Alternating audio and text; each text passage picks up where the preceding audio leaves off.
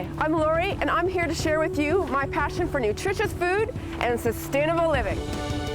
We'll see if these foods meet my dietitian's stamp of approval, and why these foods are not only good for you, but also good for our earth. We're at Hopcott Farm, a family-owned and operated beef producer located in Pitt Meadows, just a half-hour drive from Vancouver. So Bob, you grow corn, you grow cranberries, but I heard, pardon the pun, that your first love is cattle. Yep, something I've done probably for the last 35 years. They aren't born and bred here, actually. Where do they come from?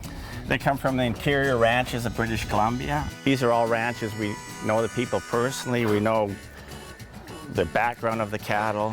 The huge difference to our feedlot than the huge commercial lots is we don't feed any antibiotics, or the cattle are not implanted with hormones. Why do the big feedlots use the growth hormones to begin with? Just dollars and cents. So There's a type of cattle that is raised in the Kobe region of Japan. Right. And for them to have a premium product, they often massage their cows, and they feed their cows beer. Yeah. What do you do to romance your cows? Well, I'd rather drink the beer myself. So Bob, a lot of the problems that happen with really big industrialized meat producers is that there is a lot of pollution that runs off into the water. How do you get around that? We get, of course, a lot of rain in the Fraser Valley of BC, so we make it that no manure is ever kept outside. It's either under a roof, or if we have to move it outside, it's under plastic. Like over here, it's under cover. So there's never any pollution into the water table or into the ditches. So it's something we're pretty fussy about. So Bob, the food that we just saw that you were giving to the cows here, where is the majority of that grown? Right on our farm. A lot of this is grass silage and corn silage, which comes right on our farm, which is within half a mile of where we're standing. Also located just down the road is the family's meat shop, where Bob's son-in-law Lance gave us the tour. Hello. Hey, how's it going? Good, how are you? Nice to meet you. You too.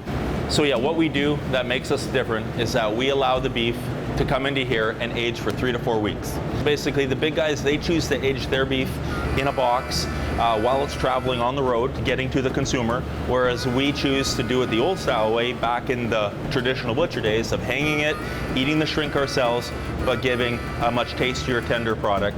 So I'm always talking to people about portion size, and Canada's Food Guide actually says a portion of meat is 2.5 ounces cooked. What would that be raw? What would a person buy when they come to your meat shop? You'd be anywhere running, my guess would be 3.5 to 4 ounces. This is a 3.5 to 4 ounce tenderloin. I'm very passionate about local food and good health. You're very passionate about meat. Where did that come from? Why don't we start caring more about what we're fueling our bodies with? We seem to care where our cars are manufactured or where oil's coming from. But why aren't we concerned where our meat, where our food, where our produce is coming from? We should be. Are we going to change the world? No. Can we change our little communities? Yes, I think we can. I think we can try to eat healthier, and I think we'll have a better life, and I think we'll have a better society for it at the end of the day.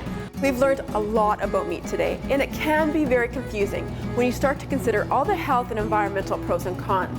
I would suggest, when you're looking for meat for your next barbecue, listen to the same advice my mother gave to me about dating. Look for quality rather than quantity. For Shaw TV, I'm Lori, and this has been Good for You and Good for our Earth. FarmFolkCityFolk.ca, good for you, good for our earth, has been brought to you by Farm Folk City Folk.